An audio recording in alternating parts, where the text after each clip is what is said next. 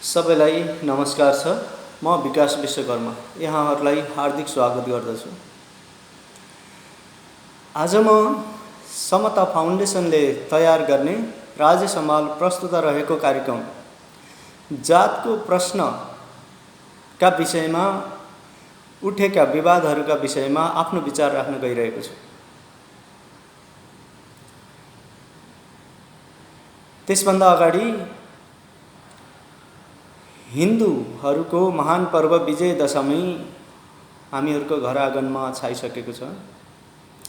तसर्थ 2077 सालको विजय दशमीको पावन अवसरमा यहाँहरू सम्पूर्णलाई हार्दिक शुभकामना व्यक्त गर्न चाहन्छु।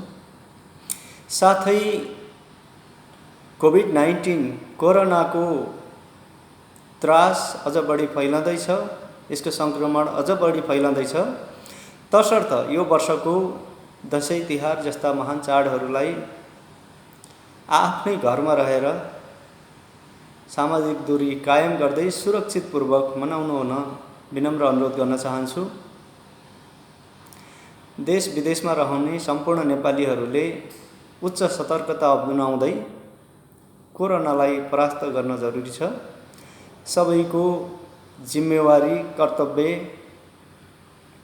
पूर्ण रूपमा पालना गरिदिनु हुन अनुरोध गर्दै कोरोना भगाउन सबै नेपालीहरू चाडपर्व भन्दैमा सामूहिक रूपमा समूहगत रूपमा जमघट हुने, भेटघाट गर्ने, एक ठाउँबाट अर्को ठाउँ टाढा टाढासम्म पुग्ने यी क्रियाकलाप यसपालिको दसैँ तिहारमा रोक्न जरुरी छ र आफ्नै घरमा बसेर दसैँ तिहार मनाउनु हुन फेरि पनि अनुरोध गर्दै म आफ्नो विषयवस्तुतर्फ लाग्न चाहन्छु।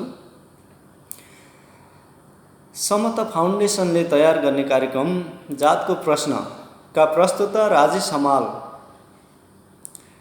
पोस्टरहरू विनय यादव लगायतका केही समूहले पोस्टरहरू जलाएर कुल्चिएर त्यो कार्यक्रमको विरोध गरेका छन् र राजेश हमालको विरोध गरेका छन्। राजेश हमालले सामाजिक सद्भाव खलबलाउने कार्यक्रम गर्यो र क्रिस्चियनहरूले लगानी गरेको कार्यक्रम डलरको लोभमा, पैसाको लोभमा गलत ठाउँबाट प्रायोजित कार्यक्रम सञ्चालन गर्यो भन्दै समता फाउन्डेसन र राजेश हमालको घोर विरोध गर्दै पोस्टरहरू जलाएर राजेश हमालको अपमान गरेका छन्, विरोध गरेका छन्। यो कार्यक्रम किन आवश्यक थियो, यसको तात्पर्य उद्देश्य के हो, यसले समाजमा कुन किसिमको प्रभाव पार्छ र भोलिका दिनमा यसले के सकारात्मक सन्देश दिन सक्छ, अर्थात् यो समाजलाई कसरी सभ्य, शिक्षित र समान रूपमा अगाडि बढाउन सक्छ, यो विषयमा चर्चा हुन जरुरी छ। अहिले विनय यादव लगायत अभिषेक जोशी, उल्टो बुद्धि भएको मुकुन्देसम्म र धर्मका हिमायती ठानिने केही धर्मगुरुहरूले र सधैँभरि कहाँ कसको के कमजोरी भेटिन्छ र कुरा काटौँ भनेर पर्खिबस्ने भीम उपाध्याय जस्ता व्यक्तिहरूले जातको प्रश्न कार्यक्रमको घोर विरोध गरिरहेका छन्। कसैले जातको प्रश्न कार्यक्रमको नामै ठिक भएन भनेका छन्, कसैले यो क्रिस्चियनहरूको लगानी हो भनेर विरोध गरिरहेका छन् भने कसैले राजेश हमालले सामाजिक सद्भाव खलबल्याउने, पिथोल्ने, भाँड्ने र समाजमा सामाजिक द्वन्द्व निर्माण गर्ने किसिमको कार्यक्रम ल्याए भनेर विरोध गरेका छन्, तर्क वितर्क गरिरहेका छन्। र हामी दलित समुदायले यसलाई कसरी हेरेका छौँ त? समता फाउन्डेसनले निर्माण गरेको जातको प्रश्न र राजेश हमालको भूमिकालाई हामीले कसरी हेरेका छौँ, कुन स्थान दिन्छौँ, यो विषयमा यहाँहरू बीच मेरो आफ्नो विचार प्रकट गर्न गइरहेको छु। अस्ति रुकुमको घटनामा नवराज विक र साथीहरू लगायत 6 जनाको मृत्यु भयो। अदालतले अहिलेसम्म दोषीहरूलाई सजाय सुनाउन सकिरहेको छैन। बयान भनेर समय लम्बाइरहेको छ र विभिन्न किसिमका जालसाजीहरू बुन्दै गइरहेको छ। विभिन्न दबाव, विभिन्न राजनीतिक शक्ति, जातीय शक्ति, विभिन्न किसिमको दबावले गर्दा अदालतले सजाय सुनाउन सकिरहेको छैन र केसलाई अल्मलाइरहेको छ। त्यही सुर्खेतमा फेरि पनि नरबहादुर शाहीले कर्णबहादुर विकलाई छुवाछुतकै विषयलाई लिएर पिटेर हत्या गरेका छन्। यही बिचमै सम्झना विकको बलात्कार र हत्या भएको छ। अजित निजारदेखि लिएर यहाँसम्म आइपुग्दा दर्जनौं दलितहरूले जातीयताकै आधारमा, चाहे मनवीर सुनार होस् कालीकोटमा, चाहे लक्ष्मी परियार, थुप्रै दलितहरूले जातीयताकै आधारमा ज्यान गुमाएका छन्, सजाय भोगेका छन्, प्रताडित भएका छन्, आफ्नो समाज छोडेर भाग्न बाध्य भएका छन् र विचल्लीमा परेका छन्। काठमाडौँमै हामीले शिक्षित सभ्य नेपालको राजधानी भनिएकै काठमाडौँमा सभासदले कोठा पाउँदैनन्, डाक्टर नर्सहरूले कोठा पाउँदैनन्, पत्रकारले कोठा पाउँदैनन्, विद्यार्थी मास्टर डिग्री गर्ने विद्यार्थीहरूले कोठा नपाएर भौँतारिएका छन्, न्यायाधीशले कोठा नपाएर भौँतारिएका छन् र यस्ता आवाज अनगिन्ती रूपमा आइरहेका छन्। दलित भएकै कारणले यसरी देशको राजधानी काठमाडौँमा एउटा शैक्षिक हिसाबले राजनीतिक चेत भएका शिक्षित सभ्य सफा मान्छेहरूले पनि जातकै आधारले काठमाडौँमा कोठा नपाउने अवस्था त पटक पटक हामीले सुन्दै आइरहेका छौँ, देख्दै आइरहेका छौँ। भने गाउँ गाउँमा अशिक्षित मान्छेहरू बसेको गाउँ गाउँमा, अशिक्षित दलित बस्ती भएका गाउँ गाउँका विभेदका कुरै नगरौँ। म आफैले होटेलमा पानीको जग समात्दाखेरि थप्पड खाएको छु। त्यो बेला प्रतिरोध गर्ने मेरो सामर्थ्य थिएन। यस किसिमका घटना छन्। अब यो सामाजिक सद्भाव खलबल्यायो भनेर वकालत गर्ने अभिषेक जोशी जस्ता, भीम उपाध्याय जस्ता र अनेकौं धर्मका रक्षार्थ खटेका अभियन्ताहरूलाई मेरो प्रश्न के छ भने, सामाजिक सद्भाव किन खलबलियो? पहिला कसरी सामाजिक सद्भाव थियो र अहिले कसरी खलबलियो भन्ने एउटा छोटो जानकारी गराउन चाहन्छु। 5000 वर्ष पहिलादेखि दलितहरूलाई, आजभन्दा 100 वर्ष अगाडिसम्म दलितहरूलाई पढ्ने अधिकार थिएन। वेद, मनुस्मृति, रामायण, महाभारतदेखि उपनिषदहरू, पुराणहरू, विभिन्न किसिमका यी धार्मिक ग्रन्थहरूका आधारमा नेपाली समाजले ब्राह्मण, क्षेत्री, वैश्य, शूद्र जुन जातीय आधारमा विभाजन र पेशालाई त्यसले वर्गीकरण गर्यो, त्यो 5000 वर्ष पहिलादेखि अहिलेसम्म दमन जस्ताको जस्तै थियो।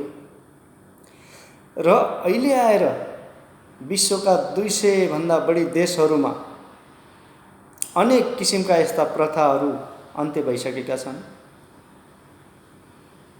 युरोप अमेरिकामा गोराहरूले काला जातिहरूलाई सिक्रीले हातखुट्टा घाँटीमा बाँधेर नेपालमा भेडा बाख्रा बेचे जस्तरी, च्याङ्ग्रा खसी बेचे जस्तरी बेचबिखन गर्थे कमारोको रूपमा र जीवनभरि दास बनाएर राख्थे। त्यो त अन्त्य भयो नि। कालाहरू गोराहरूलाई त्यही किसिमको दुर्व्यवहार गर्थे। अहिले त्यस्तो गर्न सक्ने अवस्था छैन। अमेरिकाको राष्ट्रपति जस्तो पदमा काला जातिका बाराक ओबामाले 10 वर्षसम्म लोकप्रिय भएर काम गरेको इतिहास बन्यो। 1977 सालमा चन्द्र शमशेरले नेपालबाट सती प्रथाको अन्त्य गरे। त्यो बेला नि विरोध गर्नेहरू त थिए होला, सती प्रथा कायम गर्नुपर्छ, धर्म यो नत्र बर्बाद हुन्छ भन्नेहरू त थिए होला। यस्ता प्रथाहरू उन्मूलन भए। कमारो प्रथा उन्मूलन भयो तराईबाट, मधेसबाट। अझै पनि समाजले बोक्सी भनेर कुटपिट गर्ने, एउटा मासिक श्राप हुने, महिनावारी हुने महिलाहरूलाई विभेद गर्ने, दलित जातिलाई, एउटा मानवलाई मानवको दर्जा नदिइकन विभेद गरेका घटनाहरू हाम्रो समाजमा अहिले पनि जिउँका त्यौँ छन्। यो कुसंस्कार अहिले पनि हट्न सकेको छैन र पछिल्लो समयमा त छन्। निभ्ने बेलाको बत्ती उज्यालो भए जस्तो, मर्ने बेलाको कमिलाको पखेटा पलाए जस्तो हाम्रो समाजमा, हिन्दू समाजमा, हिन्दू संस्कृतिमा भारत र नेपालमै मात्र, विश्वका 200 भन्दा बढी देशहरूमध्ये भारत र नेपालमा मात्र यो किसिमको विभेद झन् चर्को रूपमा, झन् नाङ्गो रूपमा र झन् जोडतोडका साथले आइरहेको छ। पहिला पढ्न दिएको थिएन, लेख्न दिएको थिएन, सामाजिक हैसियत थिएन, सामाजिक भूमिका थिएन, कहीँ पनि राजनीतिक रूपमा, शैक्षिक रूपमा, आर्थिक रूपमा, सामाजिक सांस्कृतिक रूपमा दलितहरूलाई धेरै तल राखिएको, ती सम्पूर्ण अधिकारहरूबाट दबाएर राखिएको थियो र 100 वर्ष अगाडिसम्म त्यो अवसर थिएन। तसर्थ दलितहरूलाई यो भाग्यको खेल हो, यो धर्मको खेल हो, तिमीहरूको जन्मको यो जन्मैदेखिको यो तिमीहरूको परिणाम हो भनेर भुलाएर, डराएर, धम्काएर, तर्साएर राखिएको थियो र उनीहरूलाई कुनै शिक्षा थिएन, ज्ञान थिएन र त्यसलाई मान्न हाम्रो कर्मकै खेल हो भनेर मानेर दबेर बसेका थिए र सामाजिक सद्भाव भनेर अहिले जुन वकालत गरिएको छ त्यो थियो। अहिले सम्पूर्ण नेपालीहरू विश्वभरि घुम्न सक्छन्, विश्वभरि जान सक्छन्। अहिले कम्तीमा शैक्षिक अधिकारहरू खुलेको छ, खर्च गरेर पढ्न सक्ने अवस्था छ र सम्पूर्ण काममा सहभागी हुन सक्ने अवस्था छ र अलिकति शिक्षित भएर जानेर बुझेर हामीलाई कहाँबाट के भेद भएको रहेछ त भन्ने थाहा पाएर विरोधका आवाजहरू उठ्न थाले र सामाजिक सद्भाव खलबलिन थाल्यो भनेर यी पाखण्डीहरू, धर्मका अन्धभक्तहरूले चाहिँ यसरी विरोधका आवाज उठाउन थालेका हुन्। अब नेपालमा भारतबाट अब इतिहासै हेऱ्यौँ भने सिन्धु नदीको सभ्यतादेखि ऋग्वेद वेदहरूका कुरा भनौँ, अहिलेका धर्मका रक्षार्थ खटिएकाहरूले त्यही वेदमा विभेद छैन, जातीय विभेद छैन भनेर वकालत गरे पनि मनुस्मृति, महाभारत, रामायण, उपनिषदहरू, पुराणहरू इत्यादिमा सम्पूर्णमा विभेदका कुराहरू उल्लेख गरेका छन्, जाति अनुसारका काम तोकेका छन् र त्यसको उल्लङ्घन गरे भने कडाभन्दा कडा सजायको व्यवस्था गरे। तसर्थ हाम्रो समाजमा जातीय विभेद अहिलेसम्म जिउँका त्यौँ छ। मनुस्मृतिमा त दलितले मन्त्र उच्चारण गरेको सुन्यो भने कान फुटाइदिने, देख्यो भने आँखा फुटाइदिने, मन्त्र उच्चारण वेदका कुनै पनि शब्द उच्चारण गर्यो भने जिब्रो काटिने, यी सम्मका व्यवस्था छ नि त। कानुनी रूपमा त्यो भोगेर आए नि त दलितहरूले। 5000 वर्षदेखि जुन विभेदमा राखियो, जुन दमनमा राखियो, जुन एउटा समाजमा जुन हैसियत, जुन भूमिका हुनुपर्ने त्यहाँबाट तल राखियो। तसर्थ अहिलेको दलित समुदाय सबैभन्दा न्यून, निमुख, निर्बल भएको हो, त्यसको परिणाम हो। तसर्थ अहिलेका दलितहरूले आरक्षण चाहिन्छ भन्नुको कारण त्यो 5000 वर्षदेखि 1100 वर्ष पहिलासम्म पनि त्यो दमन जिउँका त्यो थियो। बागलुङका भगत सर्वजित विश्वकर्माले बनारसमा गएर संस्कृतमा आचार्य पास गरेर आइसकेपछि 1997 सालमा पहिलोपटक विश्व सर्वजन सङ्घ खोलेर गठन गरेर विधिवत रूपमा, औपचारिक रूपमा जातीय विभेदको विरोध गरिएको इतिहास छ। त्यो 80 वर्षै भयो। 80 वर्ष अगाडिसम्म दलितहरूले पढ्न पाउने अधिकार थिएन भने कसरी ब्राह्मण समान दलितहरू शैक्षिक रूपमा पुग्न सक्छन्, कसरी राजनीतिक रूपमा पुग्न सक्छन्, कसरी आर्थिक रूपमा पुग्न सक्छन्, कसरी सामाजिक रूपमा समान हैसियत बनाउन सक्छन्। यो विभेद त हजारौँ वर्षदेखि राज्यले, धर्मले गर्यो नि र त्यसको क्षतिपूर्ति स्वरूप दलित समुदायलाई माथि उठाउनका निमित्त शिक्षा, स्वास्थ्यमा सहुलियत हुनुपर्छ भन्ने मागलाई अहिले ब्राह्मणको छोराले टुप्पी कसेर पढ्यो, नपढ्नेहरूले अधिकार खोज्न आउने, कोटामा आउन खोज्ने, आरक्षणमा आउन खोज्ने भनेर विरोध गर्दछन्। हाम्रो समुदायलाई 1000 वर्ष पहिलादेखि नै पढ्न दिएको भए अहिले यसरी आरक्षण दिनुपर्छ भनेर वकालत गर्नुपर्ने अवस्था हुन्थेन।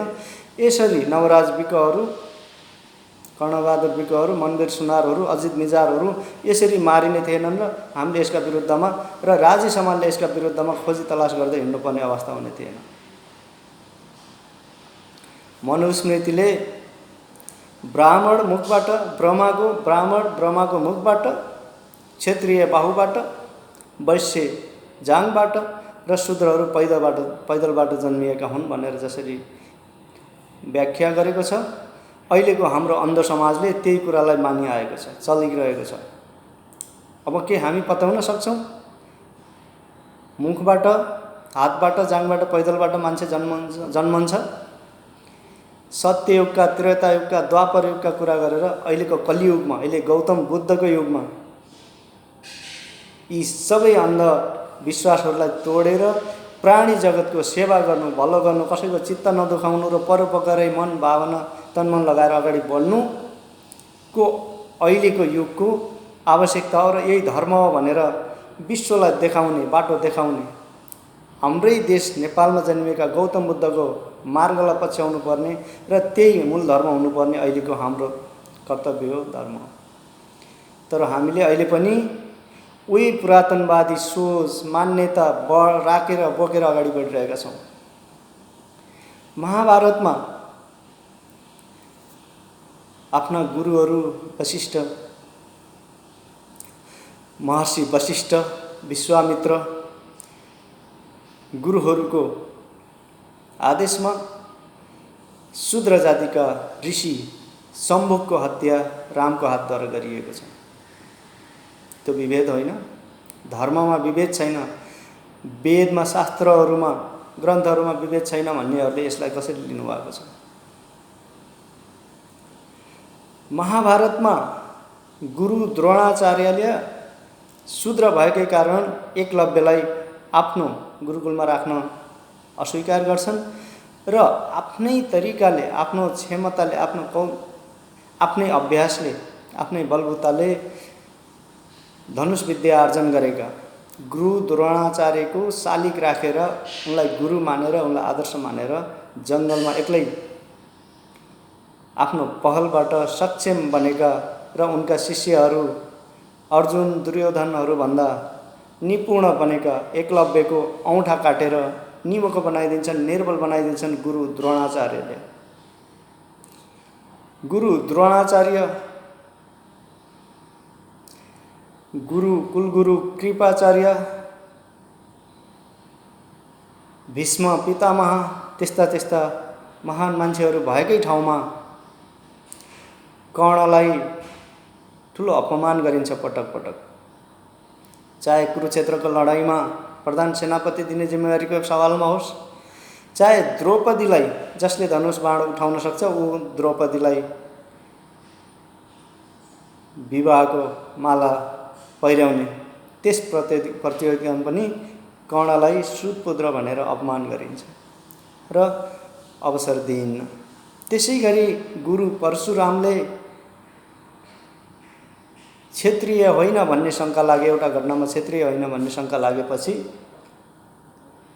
कर्णलाई आफूले दिएको सबै ज्ञान विद्या चाहिएको बेलामा, अप्ठ्यारो परेको बेलामा नष्ट होस्, काम नलागोस् भन्ने श्राप दिन्छन् र यसरी कुरुक्षेत्रको लडाइँमा त्यस्तै अप्ठ्यारोमा परेको बेलामा श्रीकृष्णको आदेशमा, इसारामा अर्जुनले कर्णको हत्या गर्छन्, वध गर्छन्।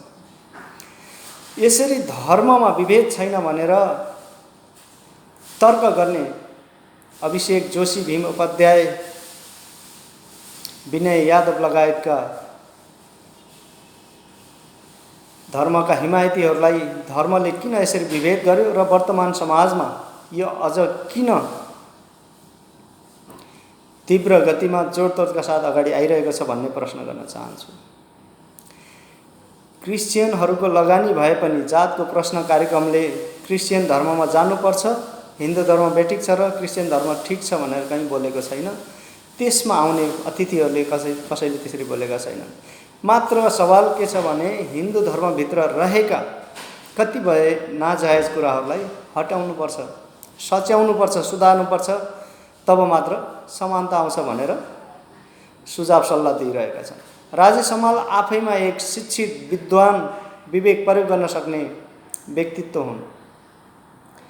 एउटा सामान्य कलाकार जसले जे गर भन्छन् त्यही अभिनय गर्ने मात्र होइन कि समाजका बुजुर्ग बुद्धिजीवी मध्येका पात्र हुन् राजे समाल। कुन ठिक हो, कुन ठिक होइन भन्ने छुट्याउन सक्ने पात्र हुन् राजे समाल। तसर्थ एक दुईजना अहिले गहिरेहरूले टिका टिप्पणी गर्दैमा राजे समालको त्यो दृष्टिकोण फेरिन्छ जस्तो लाग्दैन। तसर्थ दलित समुदायको माझमा अब राजे समाल रिलको हिरो होइन, रियल हिरो भएर उदाउँदैछन् र इतिहासले राजे समाललाई यस योगदान बापत र भविष्यमा अझ आउने यस किसिमका अवरोधलाई चिर्दै अगाडि बढ्न सके भने साँच्चीकै महान नायकको रियल महानायकको उपाधि यही दलित समुदायबाटै प्राप्त गर्नेछन् राजेश हमालले। तसर्थ अहिलेको समाजले अब के बुझ्न जरुरी छ भने पहिला अशिक्षित सम्पूर्ण दृष्टिकोणले उनीहरूलाई वञ्चित गराएर राखिएको थियो र दलितहरूले आवाज उठाउन सक्दैनथे, हिम्मत गर्दैनथे, त्यो सामर्थ्य थिएन, त्यसरी बुझेका थिएन। हामीलाई कहाँ विभेद भयो, कसरी विभेद भयो, हाम्रो यो पूर्व जन्मको खेल हो कि यही जन्मको खेल हो भन्ने बुझ्ने भएका छन्, छुट्याउने भएका छन् र जागरुक भएका छन्। पहिला यसरी तर्क गरिन्थ्यो कि दलितहरू अशिक्षित छन्, तसर्थ समान हुन सकिँदैन, दलितहरू फोहोरी छन्, तसर्थ समान हुन सकिँदैन भन्ने तर्क हामीले सुनिन्थ्यो। अब सरसफाइ भएको घरमा, शिक्षित भएको घरमा, उनीहरू सरह भएको घरमा अब किन समान हुन सक्दैन त? त्यो विषय मात्र त रहन्छ नि, त्यो तर्क मात्र त रहन्छ नि। दलित भित्रै पनि विभेद छ भन्ने तर्क गर्छन्।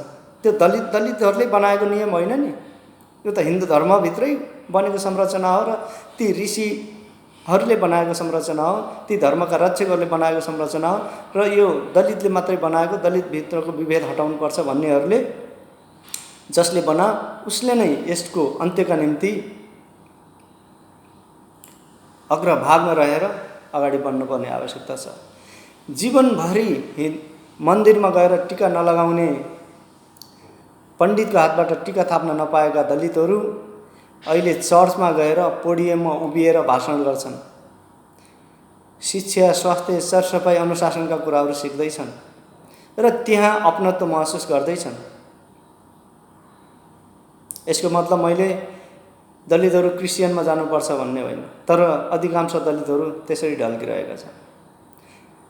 यसमा हिन्दू धर्मका हिमायतीहरूले हाम्रो कमजोरी छ है भनेर स्वीकार्ने कि नस्वीकार्ने?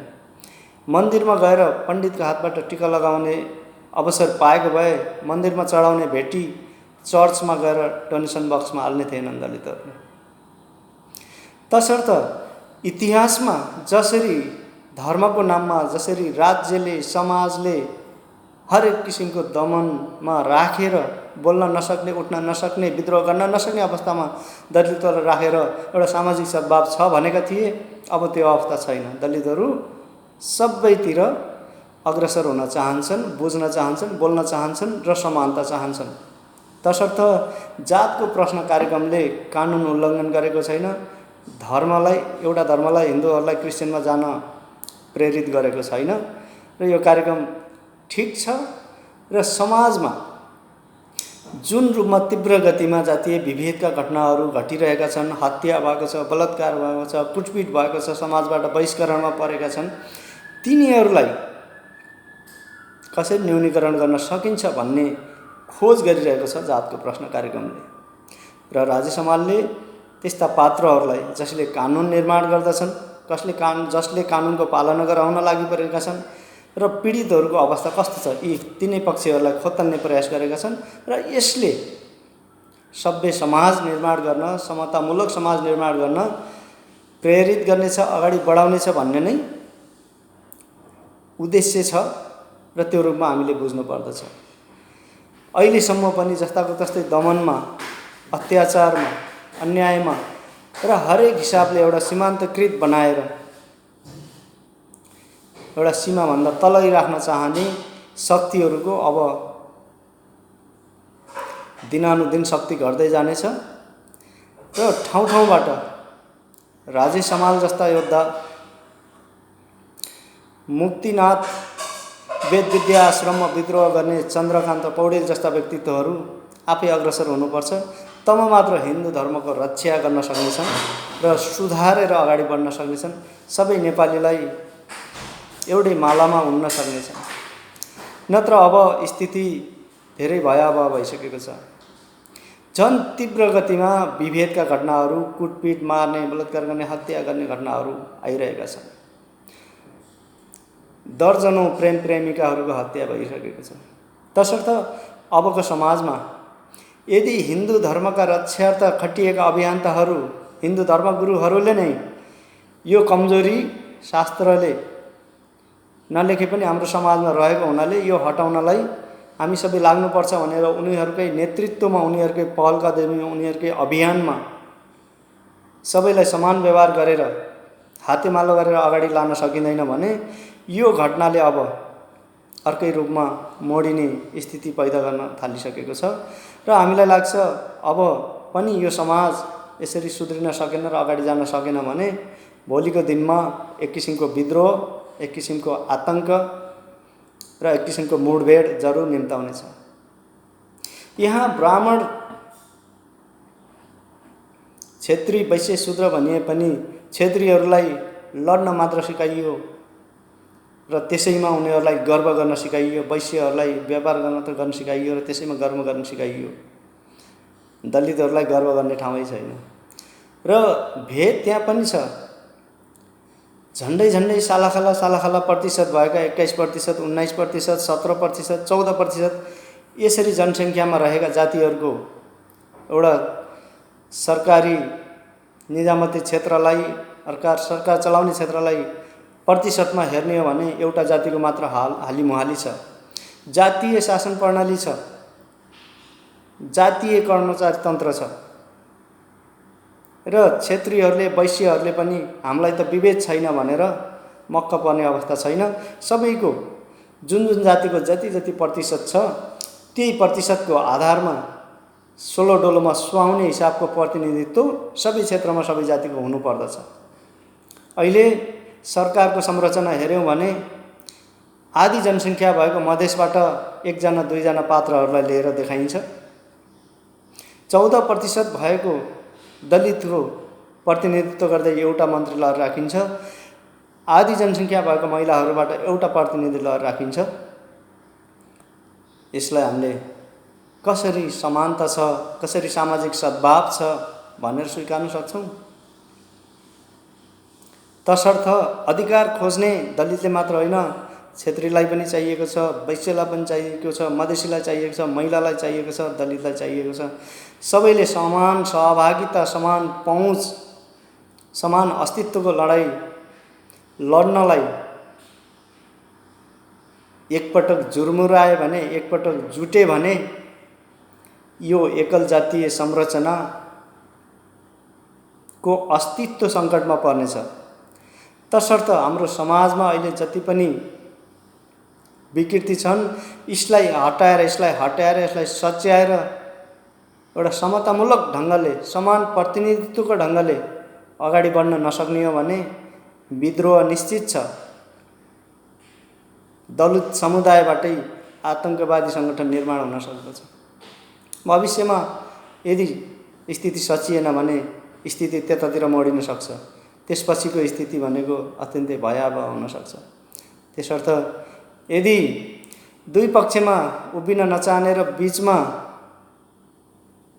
अहिलेको नयाँ जमानाका मान्छेहरू, शिक्षित मान्छेहरू, युवा मान्छेहरू जसरी मौन बसिरहेका छन्, ठिक के हो बेठिक के हो भन्ने बुझ्दै पनि आफ्नो धारणा प्रष्ट नपारेर कुनै कित्तामा नउभिएर जसरी मौन बसेका छन्, यसरी बस्न सकिने अवस्था अब धेरै टिक्ने छैन।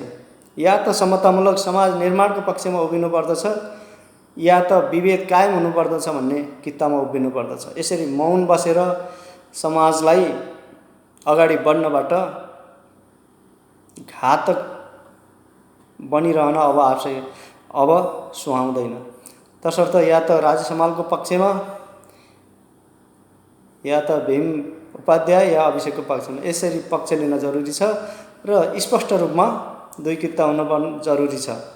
र यो निश्चय छ कि भविष्यमा यदि स्थिति यस्तै रह्यो, भयावह रह्यो र दमन चलि नै रह्यो भने अवश्य विनाशको बाटो तय हुनेछ र त्यसले निश्चित रूपमा सबै समाजलाई धक्का पुर्याउनेछ, नोक्सान पुर्याउनेछ र फिल्ममा अन्तिममा हिरोले गुण्डालाई, भिलेनलाई परास्त गरे जस्तै यो शोषित पीडितहरूको आन्दोलनले एउटा ठुलो आगो लगाउनेछ र विजय प्राप्त गर्नेछ। त्यसतर्फ सबै समाजले अहिले नै सोच्न सकिएन भने भोलिको बाटो कसैले छेक्न सक्ने छैन, रोक्न सक्ने छैन। यो सरकार, समाज सबैलाई एउटा चेतना होस्।